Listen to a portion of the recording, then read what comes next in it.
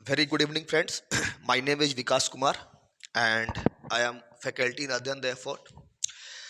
अध्ययन the effort platform पर जो आपका JSSC JEE इसका जो बेसिक इंजीनियरिंग का पेपर है, जो कि आपको सिविल, मैकेनिकल और इलेक्ट्रिकल इंजीनियरिंग तीनों ब्रांच में कॉमन है. 80 क्वेश्चन इससे पूछे जाएंगे.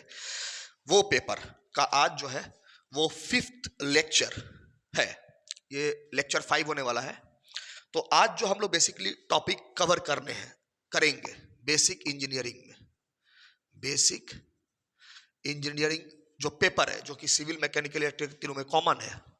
80 क्वेश्चंस इससे पूछे जाएंगे. इसका आज लेक्चर 5 ये है. ठीक है. तो अभी जो है हम लोग वो जो टॉपिक स्टार्ट कर रहे हैं, दैट इज करेंट. आज के लेक्चर का जो टॉपिक रहेगा that is current. You may से इट इलेक्ट्रिक करेंट. ठीक है. वीडियो शुरू करने से पहले आप लोगों से एक रिक्वेस्ट है कि जो लोग भी नए हैं इस चैनल पर, काइंडली वो चैनल को सब्सक्राइब कर लें और वहां पर एक बेल आइकन होगा, उसको नोटिफिकेशन बेल होगा, उसको आप क्लिक कर दे, दबा दें, ताकि कोई भी जो नया वीडियो अपलोड हो आपको नोटिफिकेशन चला जाए. ठीक है. इस पेपर का, बेसिक इंजीनियरिंग पेपर का लगभग सारे जो आपको टॉपिक है उनके पेपर, उनके जो टॉपिक के जो वीडियोस होंगे वो अपलोड कर दिए जाएंगे 1 बाय 1 करके. डेली हम जैसा प्रॉमिस किए हैं कि 1 या 2 एटलीस्ट हम कोशिश कर रहे हैं अभी फिलहाल कि 2 वीडियो कम से कम डेली अपलोड कर दिया जाए. ठीक है. आज भी आप लोग देखे होंगे 2 वीडियोस जो है अपलोड हो चुके होंगे, और नहीं हुए तो अब तक हो जाएंगे अपलोड. ठीक है. टेंशन की कोई बात नहीं है. चलिए तो शुरू करते हैं. इलेक्ट्रिक करंट, टाइम को वेस्ट नहीं करते हैं. ठीक है. तो किसको बोलते हैं इलेक्ट्रिक करंट? सब कोई बचपन से देखा होगा, पढ़ा होगा. ठीक है. इतना बेसिक डेफिनेशन होगा सबको मालूम कि ये डेफिनेशन हम लोग पढ़ते हैं, the flow of electron, the flow of electron is known as current. ठीक है. ये बेसिक जो डेफिनेशन है ये आप लोग सबको जानते होंगे. ठीक है. The flow of electron is basically known as current. अब जो इलेक्ट्रॉन है ये अल्टीमेटली क्या है? एक चार्ज है. इलेक्ट्रॉन क्या है? अल्टीमेटली, फाइनली क्या है? एक तरह का चार्ज है. कैसा चार्ज है? तो नेगेटिव चार्ज है. किसी एटम के में जो इलेक्ट्रॉन होते हैं वो नेगेटिव चार्ज कंसीडर किए जाते हैं, और जो प्रोटॉन होते हैं वो पॉजिटिव चार्ज हम लोग कंसीडर करते हैं. ठीक है. तो ये जो डेफिनेशन है, ठीक है, इस डेफिनेशन से करंट की पूरी तरह से जानकारी नहीं मिलती है. थोड़ा सा इसको ब्रीफली, हल्का सा मॉडिफाई अगर कर दे इस डेफिनेशन को, और इसको इस तरह से बोले, the rate of flow of charge with respect to time is known as current. मतलब चार्ज जो है किसी क्रॉस सेक्शनल एरिया से अगर हम लोग देख रहे हैं, अगर करंट इससे फ्लो हो रहा है तो इसके पर्टिकुलर किसी क्रॉस सेक्शनल एरिया से किसी टाइम पीरियड में, किसी पर्टिकुलर टाइम पीरियड में किस रेट से चार्ज फ्लो कर रहा है. मान के चलिए हम अगर इसमें से, इसके क्रॉस सेक्शन एरिया से 10 कूलम्ब का चार्ज 1 सेकेंड में फ्लो करवा दिए. ठीक है. तो I can be written as, जो करंट हम लिखेंगे वो dq/dt होगा. The rate of flow of charge with respect to time is called as current. ठीक है. मतलब हम क्या किए कि 1 सेकेंड में अगर हम 10 कूलम्ब चार्ज फ्लो करवा दिए तो हमारा क्या हो जाएगा? 1 सेकेंड में हम 10 कूलम्ब चार्ज के आसपास फ्लो करवा रहे हैं. ठीक है. तो that is basically called as current. उसी को हम लोग करंट बोलेंगे. 10 कूलम्ब से ज्यादा फ्लो करवाओगे उसी 1 सेकेंड में तो ज्यादा मैग्नीट्यूड का करंट मिलेगा. 20 कूलम्ब फ्लो करवाओगे उसी 1 सेकेंड में तो ज्यादा मैग्नीट्यूड का करंट मिल रहा है as compared to 10 coulomb flow करवाने से. ठीक है. तो कितना आप चार्ज जो है, नंबर ऑफ चार्जेस 1 सेकेंड के अंदर आप कितना चार्जेस फ्लो करवा पा रहे हो, that is basically called as current. ठीक है, ये बेसिकली करंट होता है। I is equal to D Q by D T. ठीक है, अब क्या है कि आपका जो करंट है ये, अब यहां से अगर थोड़ा सा एसआई यूनिट देख लेते हैं पहले, फिर उस पर आते हैं। एसआई यूनिट की अगर बात की जाए तो चार्ज का एसआई यूनिट कूलाम्ब होता है और टाइम का एसआई यूनिट सेकेंड होता है। तो कूलाम्ब पर second, this is the SI unit for current. इसको एक साथ हम लोग क्या बोलते हैं? एम्पियर बोलते हैं। तो कूलाम्ब पर सेकेंड को ही हम लोग क्या कहते हैं? एम्पियर कहते हैं। तो basically ampere is the SI unit for current. आप लोगों से जो भी नोट्स बना रहे होंगे वो काइंडली डेफिनेशंस को पहले लिख लेंगे। आफ्टर दैट इसका mathematical interpretation I is equal to D Q by D T लिख लेंगे।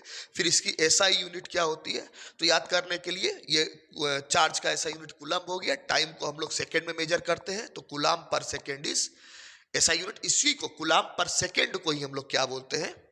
एम्पियर बोलते हैं। ठीक है, तो एम्पियर इसकी क्या हो गई? एसआई यूनिट हो गई। ठीक है, एक क्वेश्चन इसमें इन जनरल इसके डायमेंशन से रिगार्डिंग पूछ लेता है। ठीक है, वो हम बता देते हैं। हम आपको पहले ही बता चुके हैं, बहुत ज्यादा डीप में जाने की जरूरत बेसिक इंजीनियरिंग पेपर में नहीं है। जितना टॉपिक को रिक्वायर्ड रहेगा उतना हम कंप्लीटली आपको बताएंगे। ठीक है, एक क्वेश्चन इसमें आता है डायमेंशन से रिगार्डिंग। डायमेंशन आप लोग में से बहुत कोई जो 12th वगैरह किए होंगे या जो 12th नहीं भी किए हैं, 10th करके जो सीधे डिप्लोमा किए हैं, तो फर्स्ट सेमेस्टर में उनका फिजिक्स का पेपर होगा, तो उसमें आप लोग डायमेंशंस देखते होंगे जिसमें मास, लेंथ, टाइम, इसके रिगार्डिंग में हम लोग किसी क्वांटिटी को एक्सप्रेस करते हैं। तो अगर इसका करंट का आपसे डायमेंशन जो है वो पूछ लेगा। ठीक है, तो देखिए यहां पर कहीं पर भी मास नहीं है तो m इसका नहीं है, तो m का वैल्यू 0। किसी का भी पावर अगर लग जाता है, मान लेते हैं 2 का पावर 0, तो आप लोग क्या लिखते हैं? 1। तो m का पावर 0 मतलब 1, सिंपल सी चीज है। ठीक है, उसके बाद लेंथ भी इसमें नहीं है तो l का पावर आप क्या लिख दिए? 0 लिख दिए। ठीक है, इसके बाद इसमें टाइम है और नीचे में है टाइम। ठीक है, तो टाइम बटा में है, ऊपर आएगा तो इसको आप क्या लिखेगा? टी का पावर -1 लिखिएगा। ठीक है, और चार्ज के लिए क्या होता है तो चार्ज आप Q लिखिएगा, ऐसे लिख सकते हैं। ठीक है, तो ये भी होता है। इसी चीज को जो है कई बार आप अगर एम्पियर के फॉर्म में भी, ये भी ऑप्शन में अगर पूछेगा तो ये भी सही है, कई बार एम्पियर के फॉर्म में पूछ लेता है। तो एम्पियर के फॉर्म में m0 है, मतलब पूछता नहीं है, ऑप्शन में दिया रहेगा एम्पियर के फॉर्म में। तो देखो अब आप इस पूरे क्वांटिटी को एम्पियर बोल दिए, अब आप पूरे क्वांटिटी को क्या बोल दिए? तो एम्पियर बोल दिए, तो यहां पर a आएगा। ठीक है, इसके ऊपर पावर 1 लगाइए चाहे नहीं लगाइए, +1 लगाइए चाहे मत लगाइए, बात एक ही है। आप x का x लिखिए चाहे x का पावर 1 लिखिए, तो बात एक ही है। ऐसे करते हैं हम लोग। तो एम्पियर के ऊपर पावर लिखने का जरूरत नहीं है। एक से अधिक पावर रहता, 2 होता, 3 होता तो लिखते भी, ऐसा तो कुछ है नहीं। ठीक है, तो हम लोग यहाँ एम्पियर लिखे।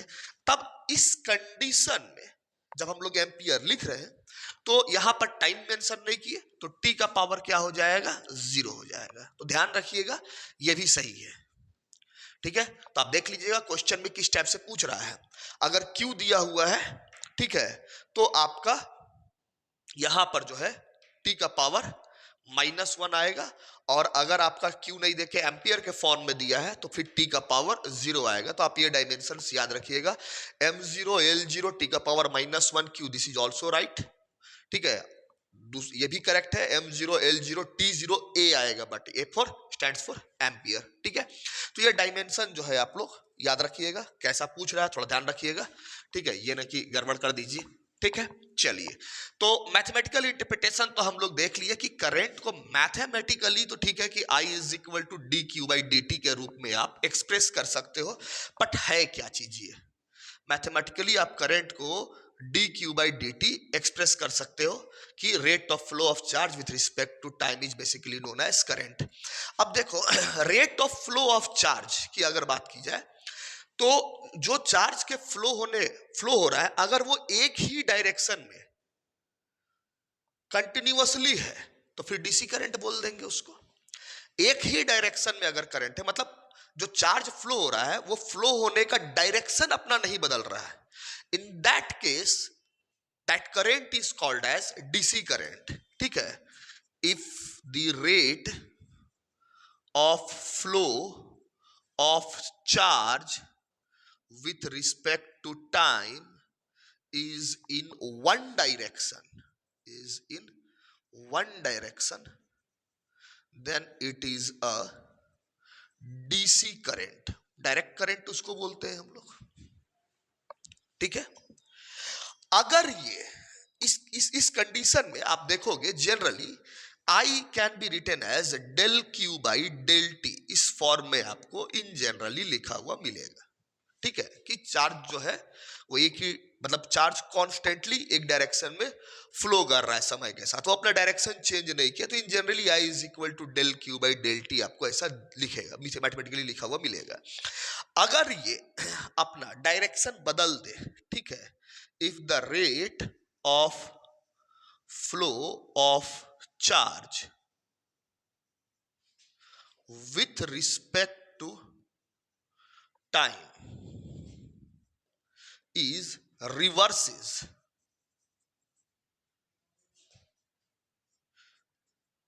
in a particular time period,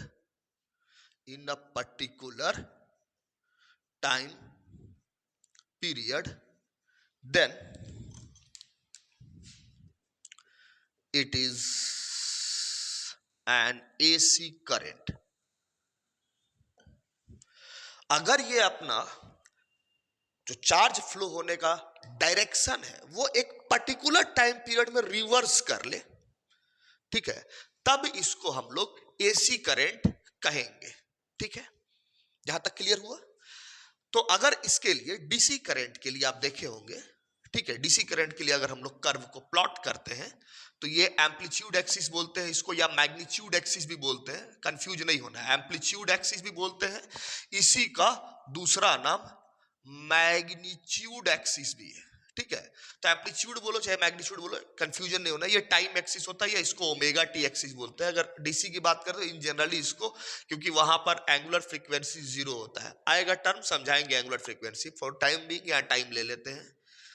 ठीक है, तो ये आपको कर्व ऐसा मिलेगा। मतलब आप जरा ध्यान से देखो, अगर कोई बंदा यहाँ T1 टाइम है, यहाँ T2 टाइम है, यहाँ T3 टाइम है, तो आप टाइम के किसी भी स्लॉट पे जाओगे आपको जो मैग्नीट्यूड है वो यही मिल रहा है।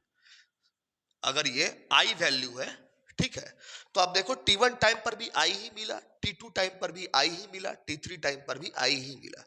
करंट का मतलब चार्ज के फ्लो होने का डायरेक्शन रिवर्स नहीं किया और एक कांस्टेंट मैग्नीट्यूड का करंट फ्लो कर रहा है। डीसी करंट को इस तरह से भी डिफाइन करते हैं कि it is a current whose magnitude is constant with respect to time। अगर समय के साथ किसी करंट का मैग्नीट्यूड कांस्टेंट है, बदल ही नहीं रहा, देखो इसका मैग्नीट्यूड बदल रहा है क्या, तो उसको डीसी करंट बोलेंगे। ठीक है, इस तरह से भी डिफाइन किया जाता है। The current whose magnitude is a current whose magnitude is constant with respect to time, then this is called as DC current। अब अगर हम बोलो इस एसी करंट का ग्राफ को देखें, एसी करंट को देखें, ठीक है, यहां पर दिखाते हैं एसी करंट देखें, ठीक है, इसको मिटा देते हैं।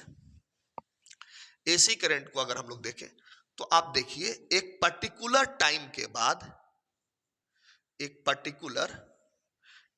बाद चार्ज जो है उसका फ्लो होने का डायरेक्शन रिवर्स हो गया। मतलब पहले ये ओमेगा टी एक्सिस होता है और ये मैग्नीट्यूड एक्सिस है, बता चुके यहां पर, हम यहां पर शॉर्ट में लिख देते हैं, मैग डॉट लिख देता है, मैग्नीट्यूड एक्सिस है, आप लोग याद रखिएगा, ये मैग्नीट्यूड एक्सिस, यहाँ पर मैग्नीट्यूड एम्पलीट्यूड होता है, बिल्कुल ये वाई एक्सिस जो होता है वो मैग्नीट्यूड एम्पलीट्यूड एक्सिस इसको बोल सकते हैं। ठीक है, तो यहां पर क्या है, करंट जो है एक डायरेक्शन में फ्लो किया, ठीक है, पॉजिटिव डायरेक्शन इसको ले लिया, कुछ देर के बाद चार्ज जो है या करंट जो है अपना डायरेक्शन रिवर्स कर लिया, अब उल्टे डायरेक्शन में फ्लो कर रहा है, तो इसको हम लोग क्या बोलेंगे, इस तरह के करंट को हम लोग क्या बोलेंगे, एसी करंट बोलेंगे।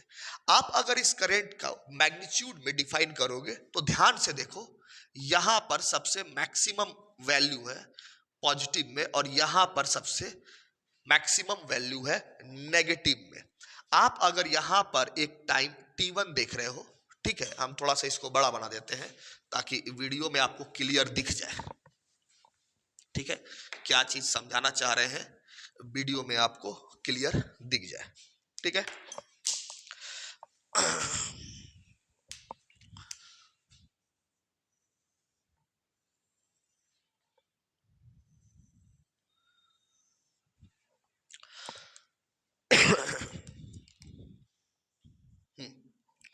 तो यहां पर अगर आप देखिएगा, ये मैक्सिमम वैल्यू है इस जगह पर, और ये मैग्नीट्यूड में क्या है, मिनिमम वैल्यू है। ठीक है, हम एक टाइम स्लॉट, ये एक डायरेक्शन में फ्लो किया, पॉजिटिव वैल्यू बोलिएगा, दूसरे डायरेक्शन में आ गया तो उसको रिवर्स हुआ डायरेक्शन, तो नेगेटिव वैल्यू बोल रहे हैं। ठीक है, डायरेक्शन अगर चार्ज इस डायरेक्शन में फ्लो किया, आप पॉजिटिव बोल रहे हो, तो जब ये रिवर्स करके इस डायरेक्शन में आएगा तो आप क्या बोल दोगे, उसको नेगेटिव बोल दोगे। तो वही चीज हम लोग यहाँ बोले।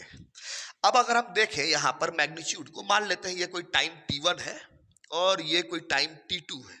ठीक है, तो आप जरा मैग्नीट्यूड पर नजर डालो। t1 टाइम पर मैग्नीट्यूड ये है और t2 टाइम पर मैग्नीट्यूड ये है, दिख रहा है आपको।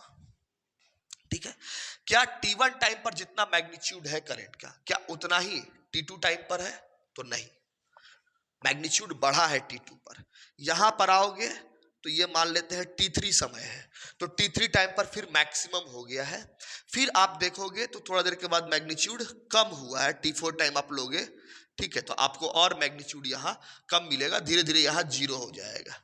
इसका मतलब क्या है कि करेंट टाइम जैसे जैसे बीत रहा है, जैसे जैसे पास हो रहा है, वैसे वैसे करंट का मैग्नीट्यूड बढ़ा है। एक टाइम पर मैक्सिमम मैग्नीट्यूड हुआ है, फिर धीरे धीरे करंट का मैग्नीट्यूड कम होने लगा है, और एक टाइम पर मैग्नीट्यूड कितना हो गया, इस टाइम पर जीरो हो गया है। फिर अब करंट का मैग्नीट्यूड नेगेटिव एक्सिस में फिर क्या किया है, बढ़ा है। एक टाइम पर नेगेटिव में मैक्सिमम हो जाएगा, फिर धीरे धीरे और करंट का मैग्नीट्यूड कम होने लगेगा, और एक टाइम पर क्या हो जाएगा, जीरो हो जाएगा। फिर ये आगे ऐसे बढ़ते जाएगा। तो आप क्या देख रहे हो, एक करंट का जो मैग्नीट्यूड है वो क्या हो रहा है, कंटिन्यूअसली बदल रहा है। तो क्या इसमें आप बोल सकते हो कि करंट का मैग्नीट्यूड कांस्टेंट है? तो आंसर है नहीं, इसमें करंट का मैग्नीट्यूड कांस्टेंट नहीं है। एक पर्टिकुलर टाइम पीरियड के बाद क्या हो रहा है, करंट का जो डायरेक्शन है वो चेंज हो रहा है। तो कैसे हो रहा है, पहले मैक्सिमम हुआ, फिर मिनिमम हुआ, फिर नेगेटिव मैक्सिमम हुआ, फिर यहां मिनिमम हो गया। तो एसी करंट में आप ध्यान रखना कि करंट का जो मैग्नीट्यूड होता है वो कांस्टेंट नहीं रहता है।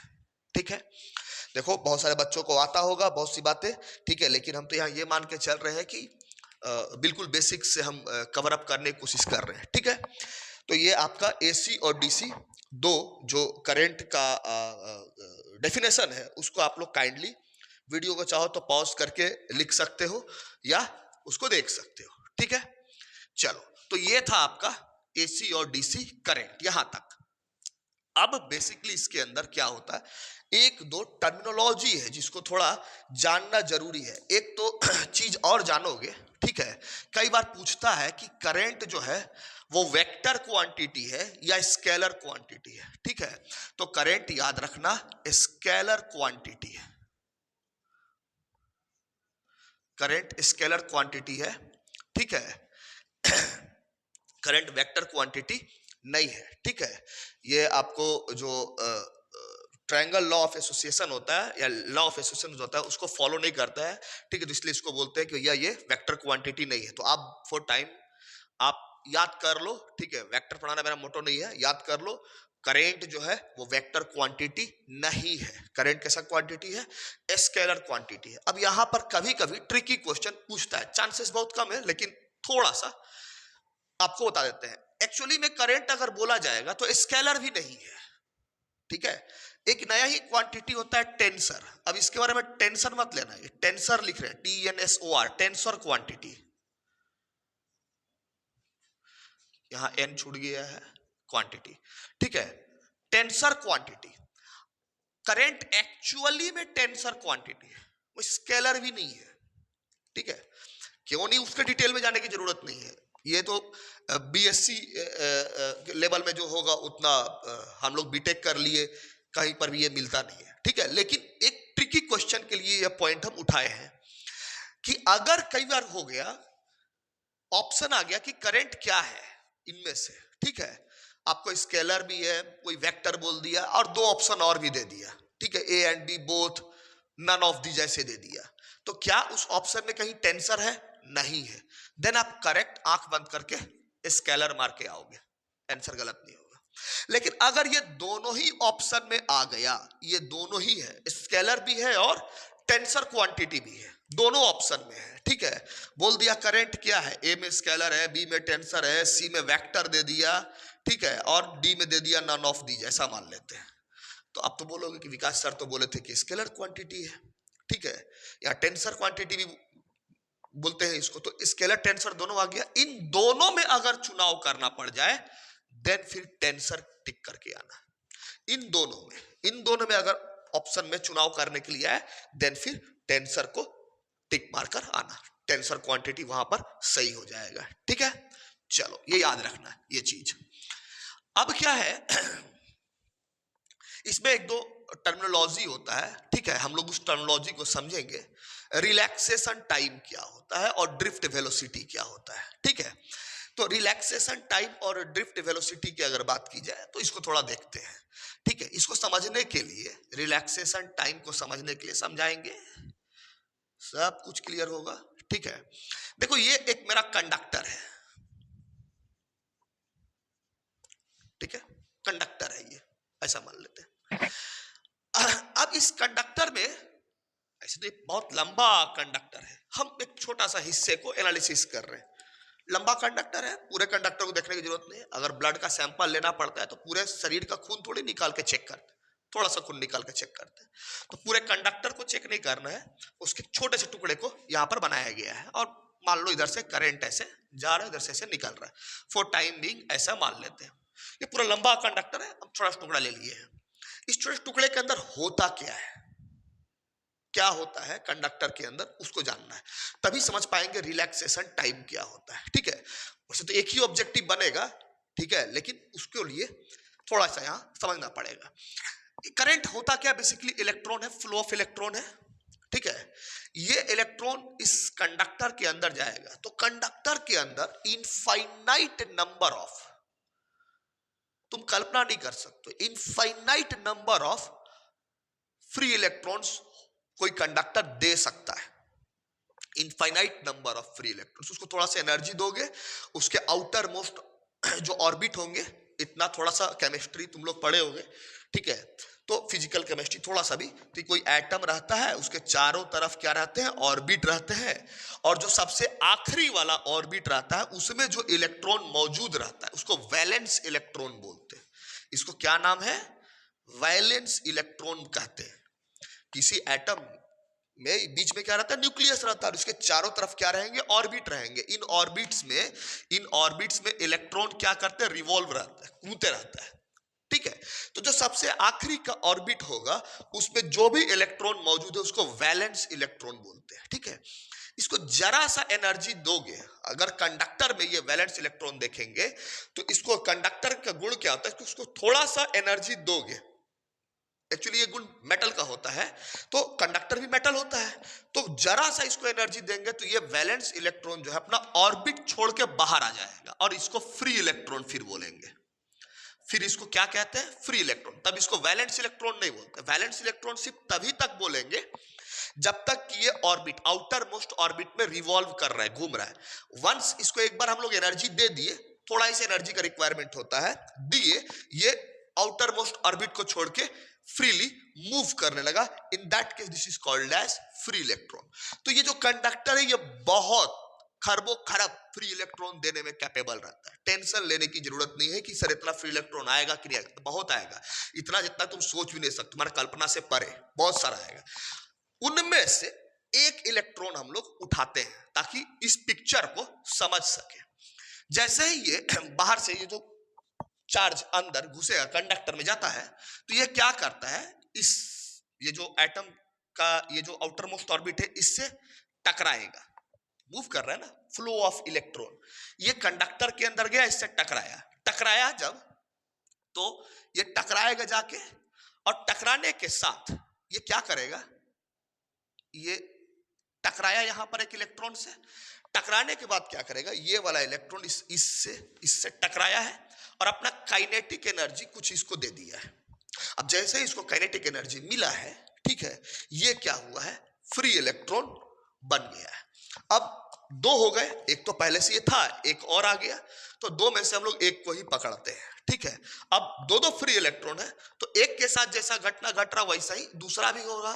तो क्या होगा, ये जो इलेक्ट्रॉन है, अब ये फ्री इलेक्ट्रॉन होगा, तो ये जाके किसी दूसरे से टकराएगा। अब जब टक्कर होती है तो कोई भी डायरेक्शन इसका क्या होगा, प्रिडिक्ट नहीं कर सकते हो, रैंडम डायरेक्शन हो सकता है, ये सीधे नहीं जाएगा। टकराया इससे टकराया ये इलेक्ट्रॉन आके, तो इसका कुछ डायरेक्शन हो गया होगा, मान लेते हैं इधर चला गया, ऐसे चला गया। अब ये किसी दूसरे से जाके दूसरे एटम, इसी कंडक्टर के दूसरे एटम के जो वैलेंस इलेक्ट्रॉन होंगे उसको जाके फ्री कर देगा, टक्कर करेगा, अपना काइनेटिक एनर्जी उसको देगा, ये भी बेचारा फ्री हो जाएगा, ठीक है। वैसे ही दूसरा वाला भी कर रहा होगा, तो ये अब फ्री हो गया।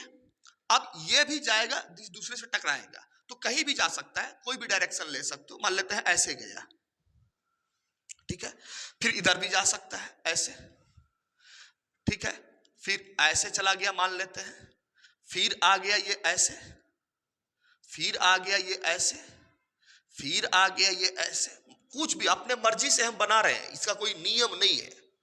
टक्कर के बाद किधर भी इलेक्ट्रॉन घूम सकता है, ठीक है। कुछ चला गया ऐसे, फिर आ गया मान लेते हैं ऐसे, फिर कुछ ऐसे टकरा के इधर आ गया, फिर कुछ ऐसे चला गया, फिर यहां पर ऐसे आ गया, अब मान लेते हैं इधर चला गया ऐसे। देख रहे हो, रैंडम मोशन है, रैंडम मोशन है, ठीक है। मान लेते हैं पहली बार यहां टकराया, दूसरी बार यहां टकराया, ऐसा माने पहला टक्कर यहां पर हुआ, कंडक्टर के अंदर घुसते ही ये वाला इलेक्ट्रॉन कंडक्टर के अंदर घुसते ही यहां टकराया, ठीक है। फिर यहां से बाद यहां जाके टकरा गया, ठीक है, यहां भी फ्री इलेक्ट्रॉन रिलीज किया, यहां भी फ्री इलेक्ट्रॉन मिला। अब ये पहला टक्कर था और ये दूसरा टक्कर था, इन दोनों टक्कर के बीच का जो समय होगा that is called age relaxation time, उसी को हम लोग रिलैक्सेशन टाइम बोलते हैं। यानी दो कॉन्जुकेटिव कोलिजन के बीच, कॉन्जुकेटिव मतलब एक के बाद ठीक दूसरा, उसे कॉन्जुकेटिव बोलते हैं। तो दो कॉन्जुकेटिव कोलिजन, कोलिजन मतलब टक्कर, दो कॉन्जुकेटिव कोलिजन के बीच समय का जो अंतराल मिलता है, ठीक है, that time period is called age relaxation time. बस यही जानना था, इसी को ही हम लोग रिलैक्सेशन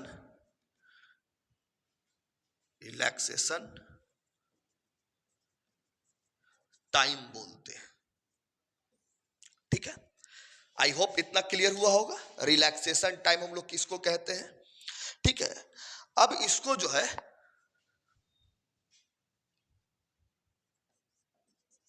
इसको इन जनरली टाउ से डिनोट करते हैं, इसको ग्रीक लेटर है टाउ, टी जैसा ही लिखते हैं, थोड़ा सा ही मैथ पढ़े होंगे, इस तरह से इसको बनाते हैं, तो इसको टाउ पढ़ते हैं, ठीक है, ग्रीक लेटर है।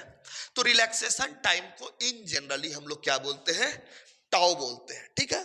तो इसका जो है हम थोड़ा सा डेफिनेशन आपके लिए बोर्ड पर लिख देते हैं, ताकि आप लोग जो है उसको अपने नोट कॉपी में लिख सके, ठीक है। रिलैक्सेशन टाइम का, the average time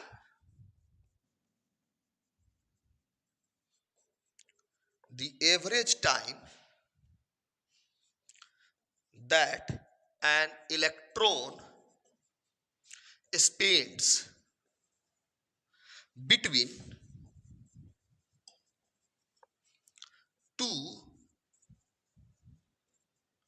collisions is called the relaxation time.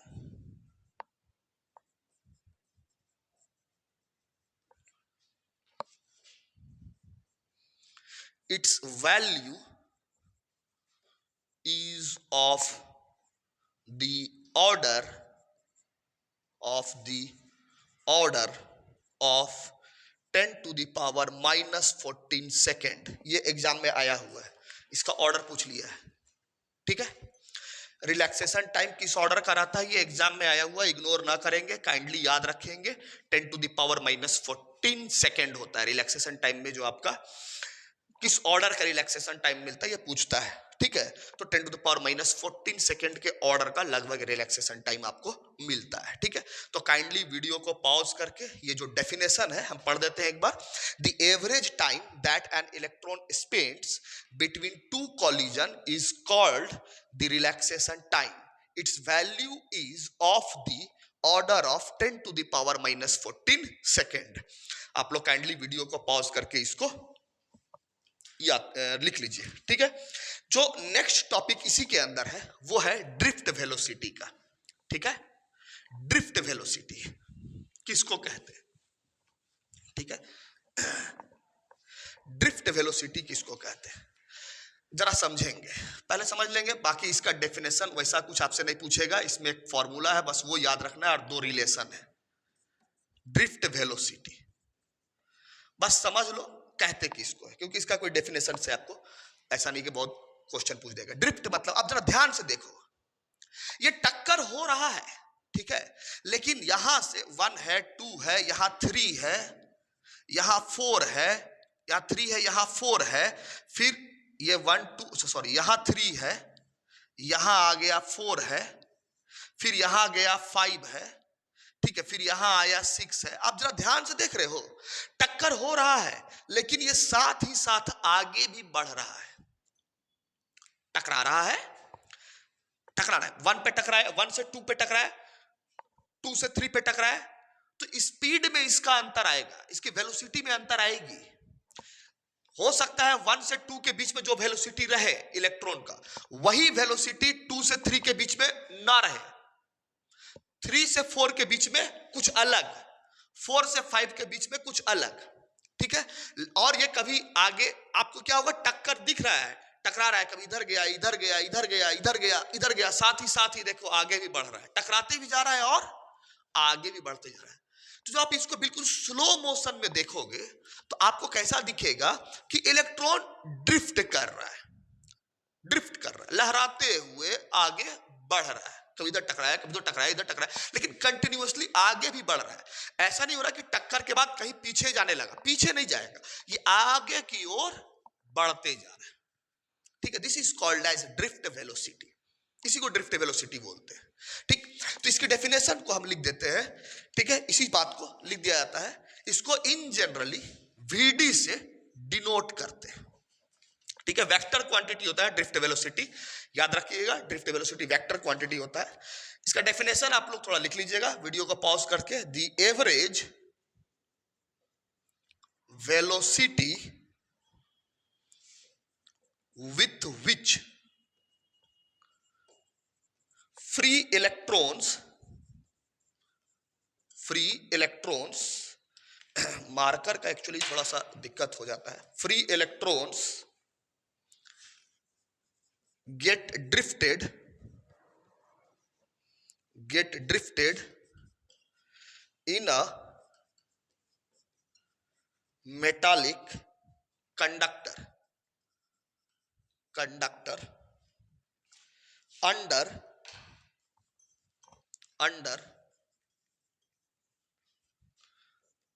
the influence of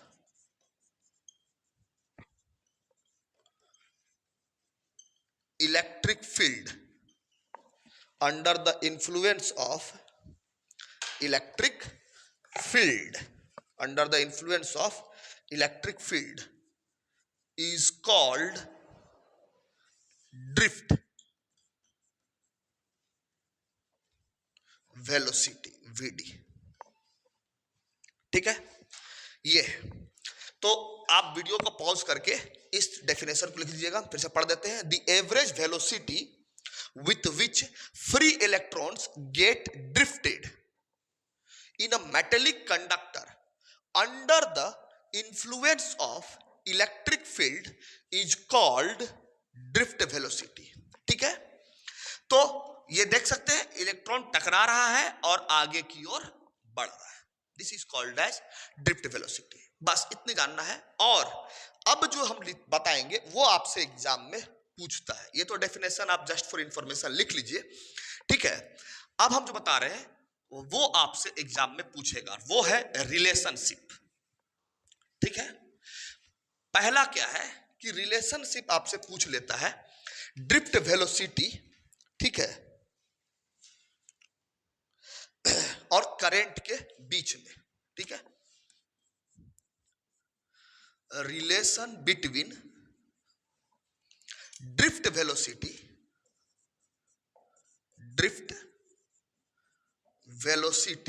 and current, ठीक है।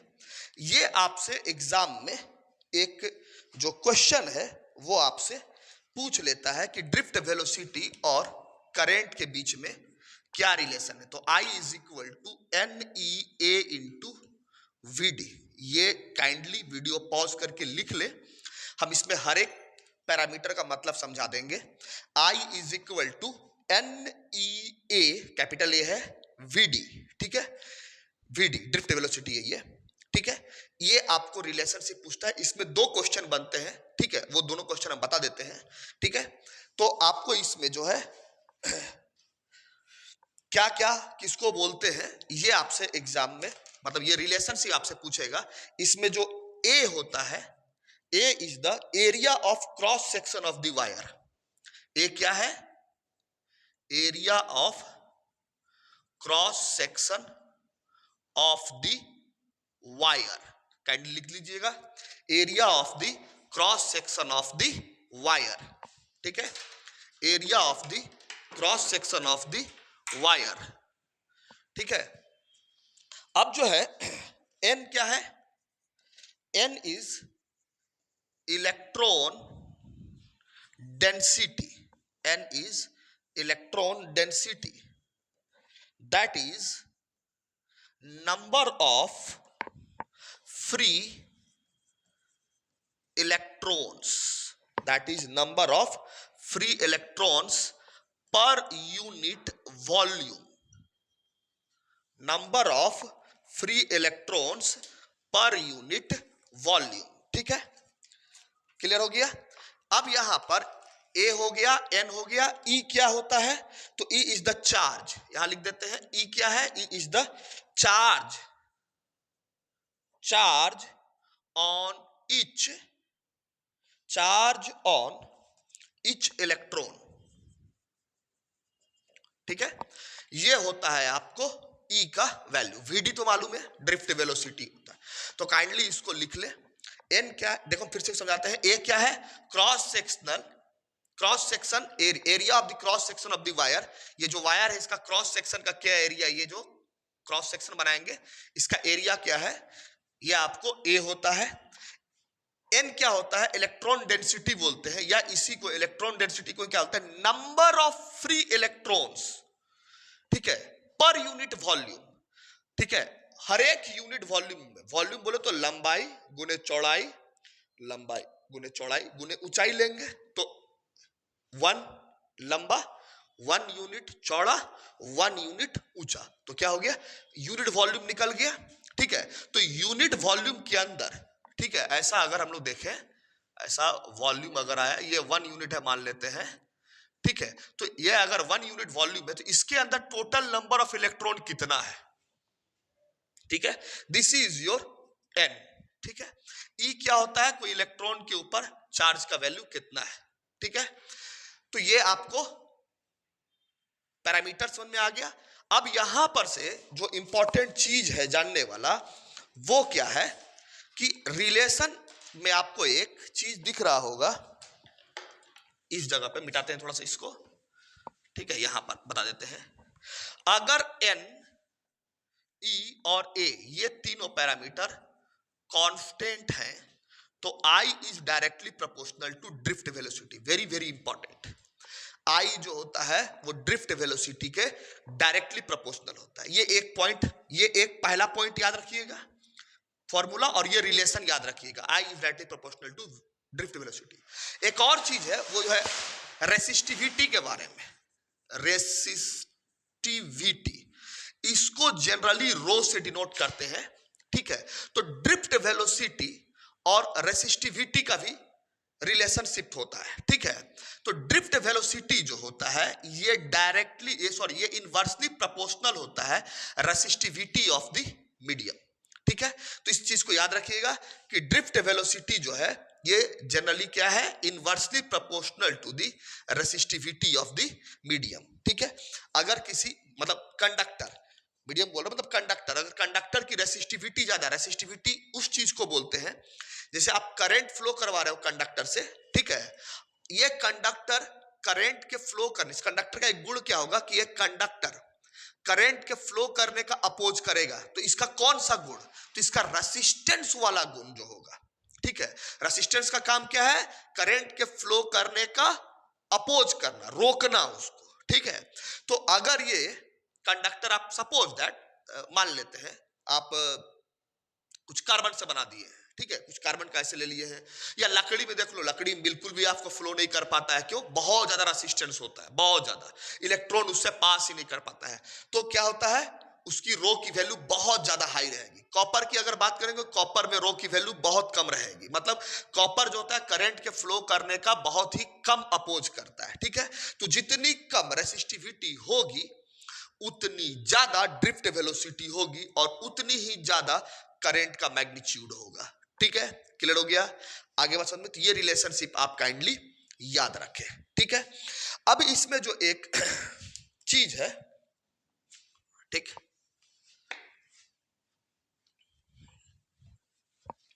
That is electric power. जो एक टॉपिक है that is electric power. Electric power किसको बोलते हैं, ठीक है। तो देखिए, इलेक्ट्रिक पावर जो है the rate of doing work with respect to time is known as electric power.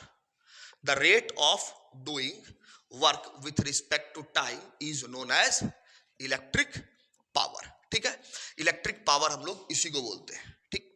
तो the rate of doing work मतलब आप किस, आपका जो काम करने का दर होता है समय के साथ, वही क्या कहलाता है, इलेक्ट्रिक पावर कहलाता है, dW by dt, the rate of doing work with respect to time, ठीक है। इसी को आप ऐसे भी लिख सकते हैं, वर्क डन बाय टाइम, ऐसे भी लिख सकते हैं, ठीक है। तो आपका काम करने का समय के साथ क्या दर है, इसी को हम लोग इलेक्ट्रिक पावर बोलते हैं। अब ये जो पावर है, आप अगर इस डेफिनेशन को देखोगे, ठीक है, तो आप अगर इसको थोड़ा सा मैथमेटिकली जंबल कर दें, मतलब इसमें dW बाई हम क्या कर दिए, इसको dQ कर दिए, ठीक है, और यहां पर dQ कर दिए और यहां dt, ऐसे कर सकते हैं। तो देखो ये वाला दोनों यही ना चीज है, बस हम ऊपर नीचे dQ से गुणा कर दिए, तो dQ dQ कैंसिल करके फिर ऊपर वाला ही आ जाएगा, कोई दिक्कत नहीं है। लेकिन इससे अपने को सहूलियत क्या मिला कि ये जो रेट, इसको अगर पढ़ेंगे, इस पर्टिकुलर टर्मिनोलॉजी को अगर पढ़ेंगे, तो ये क्या है, द रेट ऑफ डूइंग, ये क्या है, work done per unit charge. इसको क्या पढ़ेंगे, work done per unit charge. तो work done per unit charge क्या होता है, सिंपल, पहले ही लेक्चर में पढ़े, इलेक्ट्रिक पोटेंशियल मतलब वोल्टेज होता है, और ये अभी जस्ट पढ़े इलेक्ट्रिक करंट के अंदर dQ by dt, the rate of flow of charge with respect to time is known as current. तो इलेक्ट्रिक पावर का ये जो फॉर्मूला है, ठीक है, ये आपको याद रखना है कि पावर जो है आप ऐसे भी दे सकते हो, dQ by dt, ऐसे भी, sorry, dW by dt, dW by dt भी होता है, उसको अगर आप तोड़ोगे तो power is equal to voltage into current भी होता है। देखो ये वर्क डन जो है, ये जो वर्क डन किया गया है, वर्क डन को हम लोग जूल में नापते हैं और टाइम को हम लोग सेकेंड में नापते हैं, ठीक है। तो joule per second, this is called as joule per second, इसी को ही हम लोग, हाँ, इसी को ही हम लोग वाट बोलेंगे। ठीक है, तो जूल पर सेकेंड इसी को हम लोग क्या बोलते हैं, वाट बोलते हैं। ठीक है, तो एसआई यूनिट क्या हो गया, अगर जूल पर सेकेंड है तो जूल पर सेकेंड देंगे, नहीं तो जूल पर सेकेंड को ही क्या बोलते हैं, watt. The SI unit of power is called as watt. ठीक है, याद रखिएगा। तो this is your very simple very easy topic, electric power, बहुत ही छोटा सा टॉपिक था। ठीक है, तो आज के लिए इतना ही रहने देते हैं, नेक्स्ट क्लास में हम लोग इस पर बेस्ड जो एमसीक्यूज होगा उसको करेंगे। ठीक है, till then thank you very much. आप लोगों से फिर रिक्वेस्ट है, ज्यादा ज्यादा वीडियोस को शेयर कीजिए। ठीक है, कमेंट में आपको जो भी डाउट है आप पूछ सकते हैं। बहुत ही जल्द हम लोग टेलीग्राम चैनल जो है, टेलीग्राम प्लेटफॉर्म पर आपका जो भी डाउट रहेगा उसको हम लोग टैकल करने का कोशिश करेंगे। ठीक है, till then thank you very much.